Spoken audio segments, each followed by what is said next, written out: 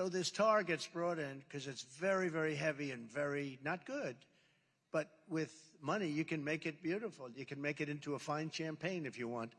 But what happens is they bring it in, and all of those fumes go into the air. In America, isn't it great? So, when I left, we had Venezuela on the run. We would have had something, and now they're buying oil from Venezuela. The whole thing is crazy. It's like April Fools. Everything is the same. We want open borders. We want no voter ID. Think of it. Everything they want is the opposite of what it should be. They take the oil from Venezuela and make the dictatorship wealthy as hell. They're sending out all the people. You're going to have like 15 rich people living in Venezuela with numbers that are going to be staggering. But, Venezuela was ready to do an old foldo, and then this guy came along and he started buying their oil.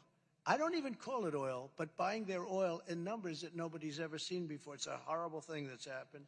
And I can say the same thing for Iran. We were not allowing China to buy. I said, don't buy, because if you buy there, we're not going to let you do any business in the United States. They said, like I said, we won't buy.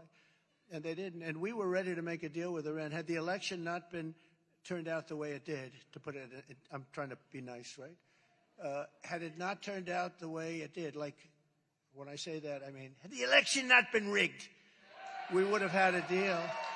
We would have had a deal with Iran. We would have had no inflation. Russia would have never, ever in a million years gone into Ukraine, and they didn't. Somebody said, well, how do you know? I said, because for 4 years, it wasn't even a thought. And I told Putin, you can't do it. And I told him what would happen if you did. And he said, no, you won't do that. I said, yeah, I will. I will do 100%, Vladimir. You and I are friends. My father always used to say, take the lumps out. I said, Vladimir, you and I are friends. We're good friends. But if you go in, we're going to hit real hard. And I can't tell you what I told him because it would be not a nice thing.